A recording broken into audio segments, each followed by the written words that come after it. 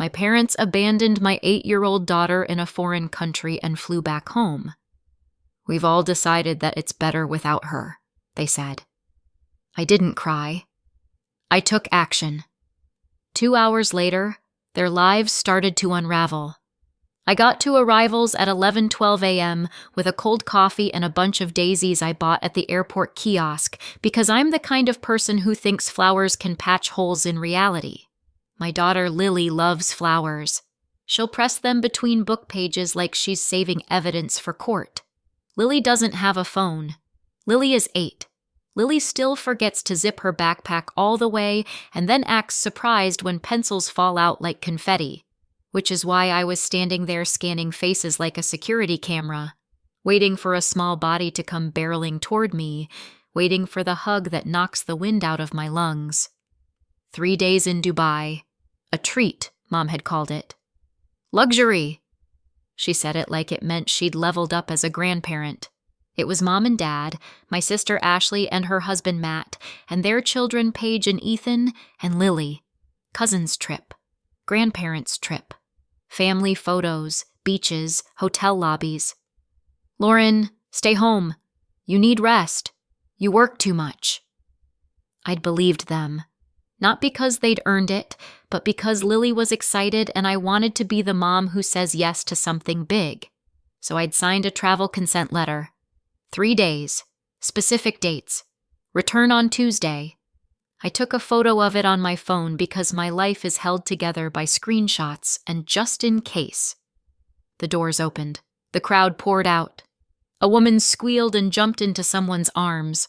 A man juggled 2 suitcases and a toddler like it was normal. Someone dropped a stuffed bunny and 3 strangers reacted like it was a falling baby. Then I saw my family. Mom first, Dad beside her, Ashley behind them, sunglasses on her head like a crown, Matt pulling a carry-on, Paige and Ethan dragging their little rolling suitcases. They were smiling. They looked refreshed, cheery, like they'd just had a nice break from being themselves. I smiled back automatically because my face didn't know what else to do. And then my brain counted. 1, 2, 3, 4 adults, 2 kids, and a lily-shaped absence so loud it made the terminal feel quiet. I stepped forward. Hey, where's... My smile froze halfway through. Where's Lily? I finished. Mom didn't flinch. That's what still gets me. Not the words. The ease. Lauren, she said brightly, don't freak out. I'm not freaking out, I said. I'm asking where my daughter is. Ashley made a small noise. A laugh, almost. Paige, rubbing her eyes, said, We left her in Dubai. For a second, I actually nodded, like she'd said we left her favorite hat. My brain tried to fit it into a reasonable shape. I waited for the punchline. No one gave me one. I looked at Dad. She's not here? Dad sighed, like I'd asked him to carry my groceries. We can talk about it at home. No, I said. My voice came out very calm, which felt wrong. We can talk about it now. Where is she? Ashley leaned in, too close. Don't do this in the airport. Do what? I asked. Collect my child? Matt shifted his bag higher on his shoulder. He wouldn't look at me. Mom lowered her voice like she was soothing a toddler. Everything's fine. Ethan, still blunt in that kid way, said, She's with her dad. That word landed and didn't bounce. Her dad. Cole. My ex-husband. My former husband. My former problem. The man who vanished after our divorce like he'd been raptured. 3 years. No contact. No support. No, how's Lily? No birthday cards. No money. Nothing. Lily barely remembered him. When his name came up, she'd squint like she was trying to place a character from a book she read a long time ago. I stared at Ashley. You gave Lily to Cole. We didn't give her, Ashley said. We left her with her father. Mom's smile tightened. We've all decided that it's better without her. I felt my throat go dry. Better without my 8-year-old? Dad's voice went firm. Lauren, you're barely managing. You work nonstop. You're stressed. You can't give her what he can. He's her father, Mom added. He has resources, a stable life, opportunities. Opportunities. That word sounded like something you put in a brochure. I looked at their faces again, searching for any sign of panic, any sign they'd made a horrible mistake. Nothing. They were calm. They were satisfied. I took a breath through my nose. Give me his address. Ashley laughed. A real laugh. No! Give me his phone number. No! Dad's jaw tightened. You're not going to rush over there and cause trouble. What trouble? My voice cracked on the last word. I want my child. Mom's eyes narrowed. Lauren, stop. This is done. Done. Like custody was a group decision made over brunch. I pulled my phone out. My hands were shaking now, but the movement helped. It made it feel like I was doing something. I called Cole's old number. Voicemail. Again. Voicemail. I turned away from them because if I kept looking at their faces, I might do something that got me banned from airports forever. I opened Google and typed his name like he was a missing package. Cole had been private when he vanished, like he didn't exist. Now he was everywhere. LinkedIn, company page, press photos, Cole shaking hands with men in suits, Cole smiling next to tall glass buildings. Cole posted like someone who wanted to be seen. I scrolled until my thumb hurt, and then I saw it. A post from 2 hours ago. A photo of Cole in a bright, expensive-looking place, his arm around a small figure in pink. Lily, her hair, her posture, the way she held her shoulders when she was trying not to cry. My stomach dropped like I'd stepped off a curb and the ground wasn't there. The caption said something about family, about blessings, about being proud. He hadn't been proud for 3 years. He hadn't been anything. My eyes blurred, not from tears yet, from the sheer shock of it. Behind me, Ashley said, "Don't be dramatic, Lauren." I turned back slowly. Mom and Dad and Ashley and Matt and Paige and Ethan stood there in the airport like they'd done something generous. They didn't look afraid. That told me everything. I didn't cry. Not there. Not yet. I looked at them and said, very quietly, "You've made a mistake." Mom tilted her head like I was being childish. "You'll see." I stared at her for a long second. Then I nodded once, because I could feel something in me shifting into place, the cold, glassy feeling right before the shatter. And I knew this wasn't going to be a family argument. This was going to be a rescue. People ask me now, "Didn't you see it coming?" They always say it like I missed something obvious, like there was a flashing sign that read, "Today, your family commits a felony." The truth is, I saw the pattern. I just never imagined the pattern would swallow my child. My sister Ashley was the favorite. That was the family's original religion. When we were kids, Ashley got praise the way other kids got snacks, constantly, without asking, like it was just there. If Ashley wanted a new outfit for a school event, Mom and Dad made it happen. If I needed something, I was independent, and they were so proud I could figure it out. As adults, the favoritism didn't disappear. It got a budget. Mom and Dad helped Ashley's whole household like it was their personal project. Ashley, Matt, Paige, Ethan, money here, help there, cover a bill. Just until payday. Pay for sports fees, pay for a family weekend, pay for flights, pay for vacations. They traveled with Ashley's family too. Real trips. The kind with matching family photos and resort bracelets. Me and Lily weren't part of those trips. Not in a dramatic, you're not invited way. In a quiet, We forgot to include you whey, the kind you're supposed to swallow without making anyone uncomfortable. And I did swallow it, for a long time, because I wanted Lily to have grandparents, and because there's a special kind of exhaustion that comes from arguing with people who insist you're the problem. Then there was Cole. I've learned people like simple villains. They like the story where he was awful from day one and I escaped like a hero. It wasn't like that. Cole could be charming. That was his skill. He could walk into a room and make people feel chosen. He did it to my parents. He did it to strangers. He did it to Lily too, in short bursts.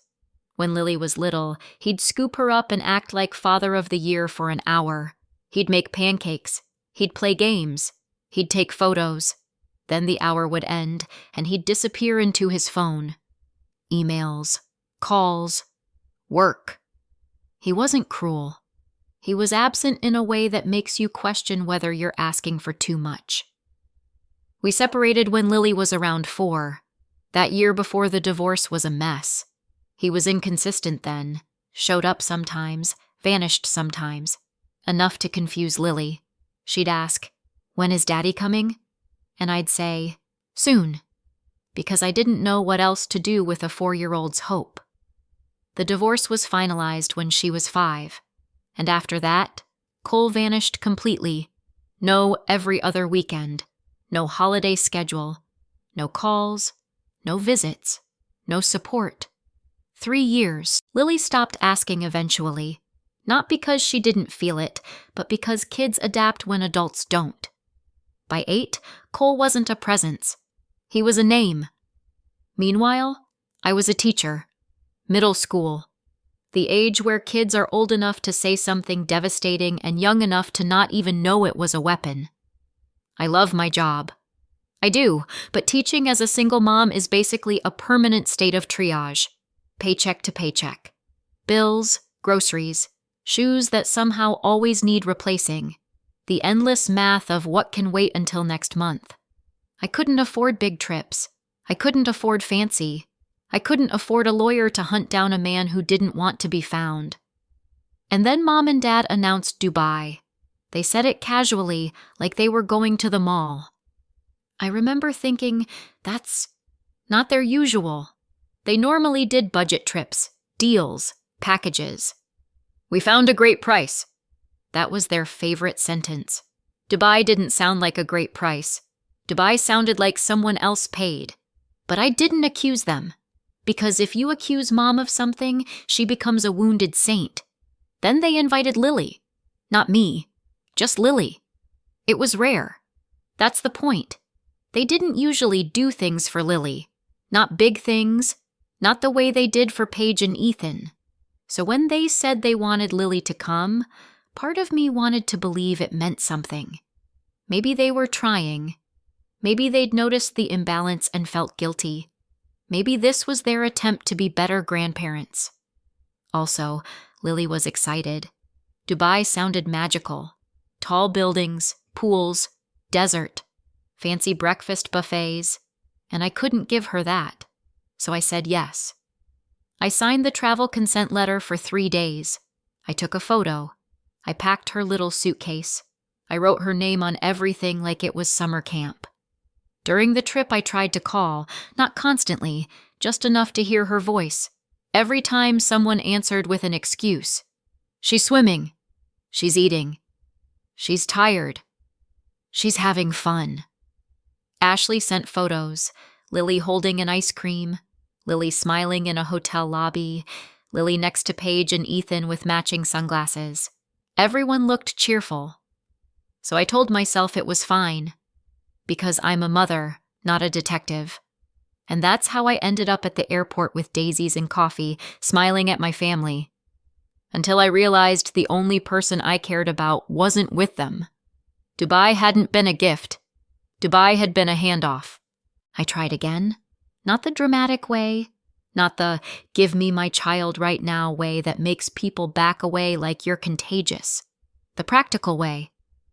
Just tell me where, I said, low enough that Paige and Ethan wouldn't hear. An address. A phone number. Anything. Mom's smile stayed glued on like a bad sticker. Dad's eyes went flat. Ashley's mouth twitched like she was enjoying this. And that's when I stopped wasting breath. Because you can't negotiate with people who think they're doing you a favor. So I did the one thing my family hates most. I brought in witnesses. Airport police wasn't a dramatic choice. It was the only one that made sense. We were still there. Still under fluorescent lights, still surrounded by cameras and uniforms and rules. I had my phone. I had the photo of the 3-day travel consent. I had my custody paperwork saved as PDFs because being a single mom teaches you to keep receipts like survival rations. I found an officer and said, "My child was taken internationally and wasn't returned." That sentence changes the temperature of a room. The officer's face shifted. His posture got sharper. He asked for Lily's name, age, the destination, who traveled, and what the agreement was. I didn't give him a monologue. I gave him dates. 3 days.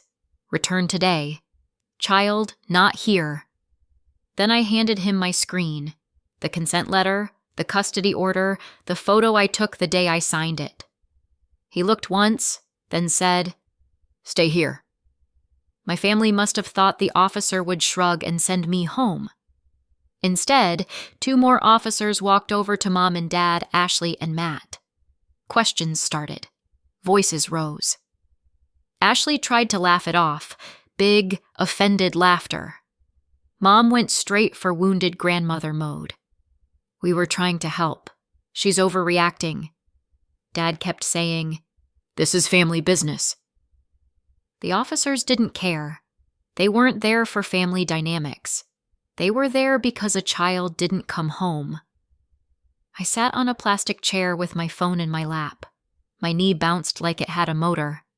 I watched Mom's hands flutter as she spoke. I watched Ashley point at me like I was the criminal.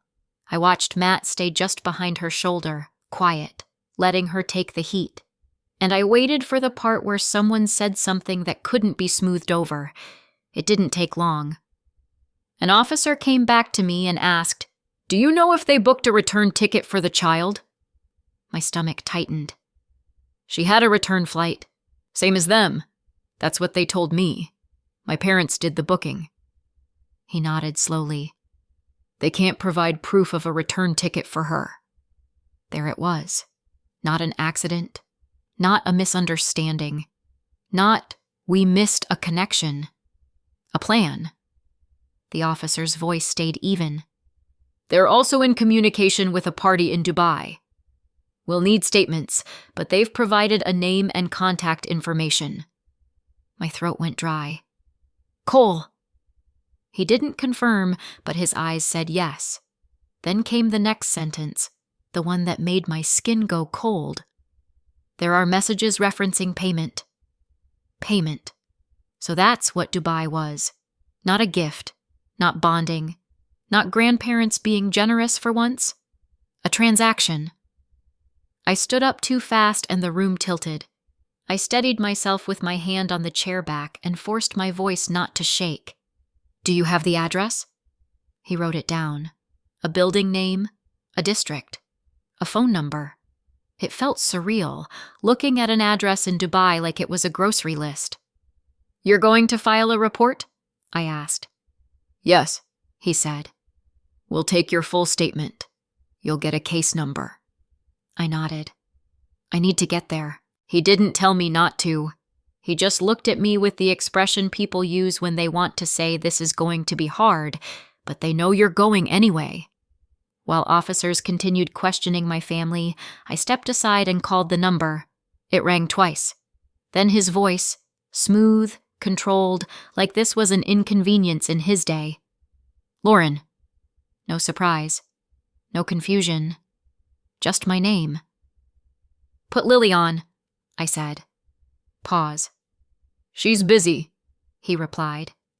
"She's 8, I said, each word clipped. "She's not busy. Put her on." Another pause. Then his tone softened, performatively. "She's adjusting. This is a big change." I stared at a wall advertising holiday travel packages. You mean the change where you take a child who hasn't seen you in years and drop her into your life like she's luggage. She's my daughter, he said calmly. This isn't theft. This is reunification. I could hear my heartbeat in my ears. I have sole legal custody.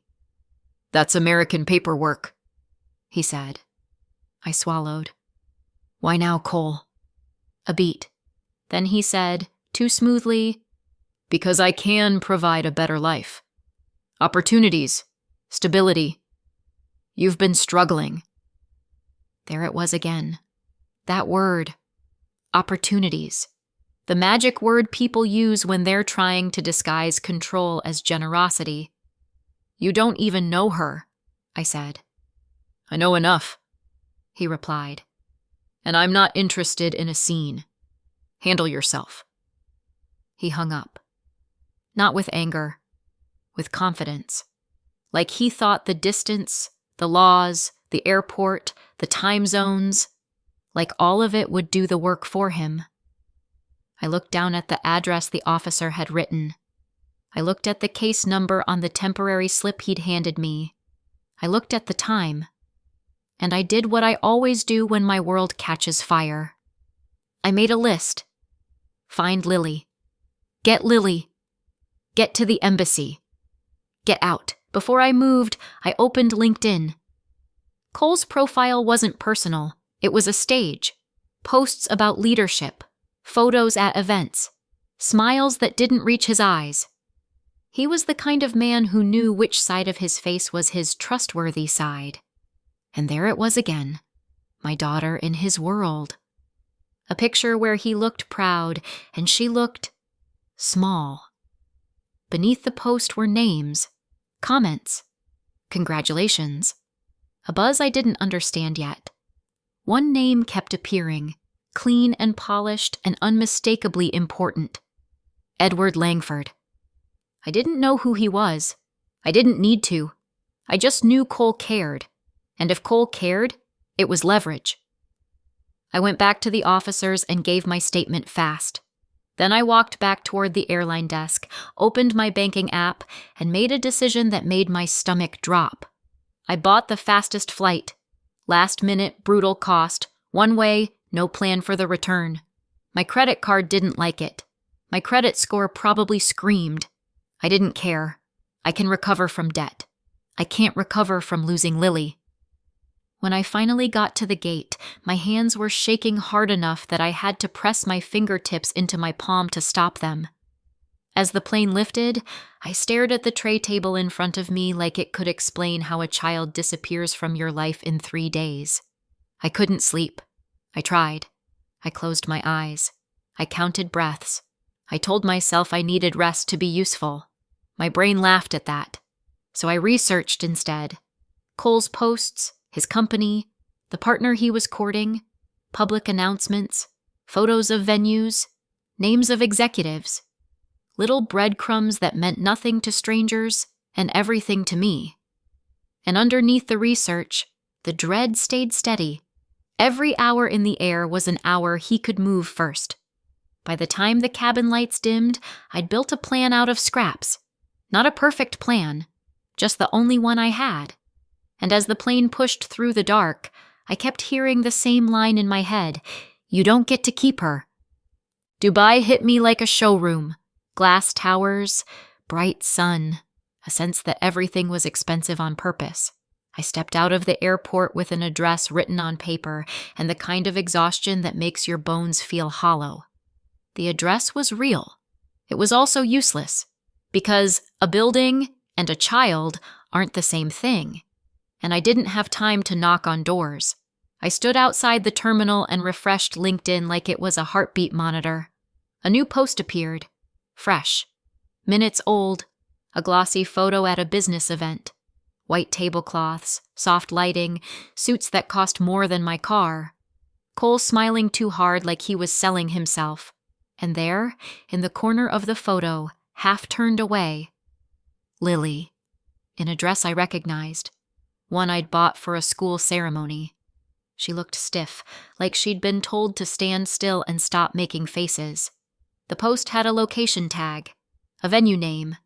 I read it twice. Then I got into a taxi and said it. The driver nodded and pulled into traffic like I'd asked for a grocery store, not the place my child was being paraded. When we arrived, the venue looked like money had built it and money was guarding it. Security at the entrance. A guest list energy. People moving with purpose. I stepped out and immediately understood. I wasn't getting inside.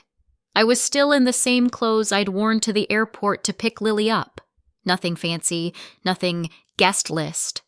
My hair was a mess, my face looked like it had been through 12 time zones and 0 sleep. Security glanced at me and his expression said politely, "No." I didn't argue. I didn't beg. Not because I couldn't, but because I knew what would happen if I became a problem. Problems get removed. So I got back into the taxi and stared through the window. I could see the revolving doors, staff moving, guests laughing, the world continuing. And I had to get into that world without actually going in the front door. So I opened LinkedIn again. I made a public post. Not a spiral, not a novel, just a clean statement that anyone serious would understand. My name, Lily's name, sole legal custody, 3-day travel consent, child not returned, police report filed. I tagged Cole's company. I tagged the people he was trying to impress, including Edward Langford. And then, because this is the year we live in, I hit publish and immediately tried to message them. LinkedIn blocked me. A cheerful pop-up appeared. You can't message this person because you're not connected. I blinked at it like it was a joke. Then I saw the little suggestion underneath. Upgrade to premium. My daughter was inside that building and LinkedIn wanted my credit card. Fine. I upgraded right there in the taxi, my hands shaking so badly I typed my card number wrong twice. Premium activated. And then I sent private messages like my life depended on it, because it did. To Edward Langford first. Then anyone else tagged. Then anyone with a title that looked like they had authority. My messages were short and polite in the way that terrifies people. I am the mother and sole legal custodian. My child was taken under limited consent and not returned. I have documentation and a police report. I can provide proof immediately. Then I attached the receipts privately, custody order, consent letter, police report reference, screenshots of the coordination and payment trail the officers had flagged. I wasn't trying to win a debate. I was trying to poison a deal. When I finished, I put my phone down and stared at the entrance like it might spit my child out if I stared hard enough. Minutes passed. Then more. The taxi air conditioner hummed. My foot tapped. My hands kept rechecking my phone like there would be a miracle notification that said, "Your child has been returned. Thank you for your patience." And then, movement. A group of men came out together. Polished. Expensive. Not the kind of people who argue in public. One of them matched the face from Cole's posts perfectly. Edward Langford. They got in their cars and left. Fast, clean, like they wanted no trace of this place. I stayed where I was. Lily hadn't come out yet. More people. Doors opening, closing. The night dragging. My chest tight. Then, Cole. He walked out alone, phone in hand, head down, jaw locked. He looked like a man mid-crisis, not one solving it. He stopped near the curb, typing something, pacing once, twice, then disappearing back inside. Then the doors opened again. Lily. She was holding a woman's hand. I didn't know her. Didn't care. Lily's eyes were darting, scanning. Then she saw me. She froze. Then she ran. I was already out of the taxi before my mind caught up. "Mom!" Her voice cracked halfway through. I caught her mid-stride, pulled her in, felt her shaking. "I'm here," I whispered. "I've got you." The woman stopped a few steps behind, uncertain. Then Cole appeared again, sudden and close. He stopped short, shock flashing before anger took over. "What are you doing here?" he hissed. I didn't answer. Lily pressed closer. That was enough. I turned, keeping her tight against me, and walked back to the taxi. Cole's voice followed, sharp, furious words I didn't bother to hear. We got in. Doors locked. The city blurred as we pulled away. Lily's breathing hitched, then steadied. She didn't let go of my hand. "We're going to the embassy," I said. She nodded fast, still shaking. "Okay." I held her hand tighter. No more plans. No more waiting. Just get home. I won't bore you with the embassy part. We got the emergency passport, and we were on a plane home fast. The first few weeks after we got back, Lily didn't let me out of her sight. Not in the sweet, clingy way people mean when they say clingy. In the scared way. If I went to the bathroom and closed the door, she hovered outside it. If I took the trash out, she stood at the window watching, face tense, like she was waiting for me to vanish. At night, she woke up whispering, "You're still here, right?" And I would put my hand on her back and say, over and over, "I'm here. I'm not going anywhere." She didn't tell me everything at once. She told me in fragments, like her brain released it in teaspoons. She told me the woman at the venue really was a nanny, hired for the whole stretch. Cole wasn't with her much at all. He'd show up for photos, for appearances, for moments where there were other adults watching. Then he'd leave. Lily told me she cried a lot. Quiet crying. The kind you do when you're trying not to get in trouble for being upset. And she told me the part that turned my stomach cold. She was coached. If anyone asked, she was supposed to smile and say, "I want to be with Daddy." She was supposed to say, "I'm so happy here." She was supposed to say, "Daddy was amazing." She practiced it like lines for a play she didn't want to be in. 6 months later, she's healing. She's still cautious, but she laughs again. Real laughs. She sleeps better. She trusts the world in small steps. Sometimes she still checks where I am, quietly, like she's making sure reality hasn't shifted again. As for Mom and Dad, Ashley and Matt, they took plea deals for interference with custody. The numbers looked neat on paper. The consequences didn't feel neat, but they were real. 14 months probation, 184 hours community service, $2,975 in fines and fees each. Court ordered no contact with Lily. Cole realized the evidence packet was lethal. My sole custody order, the 3-day consent letter, the paid handoff, the digital trail. And he couldn't risk it escalating into criminal exposure. He also couldn't risk trouble every time he entered the U.S., because he travels back regularly, so he went for a deal. Total settlement, $401,263, broken down exactly as $43,761 in child support arrears, plus statutory interest, $342,508 lump sum civil settlement, global resolution, $14,994 for my legal costs contribution, ongoing support, $2,147 per month paid automatically through formal enforcement.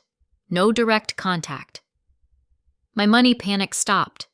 Not because I got lucky, because I stopped being polite about people who hurt us. I didn't win by begging. I won by refusing to be powerless again. So what do you think? Did I go too far or not far enough? Let me know in the comments. And don't forget to subscribe for more.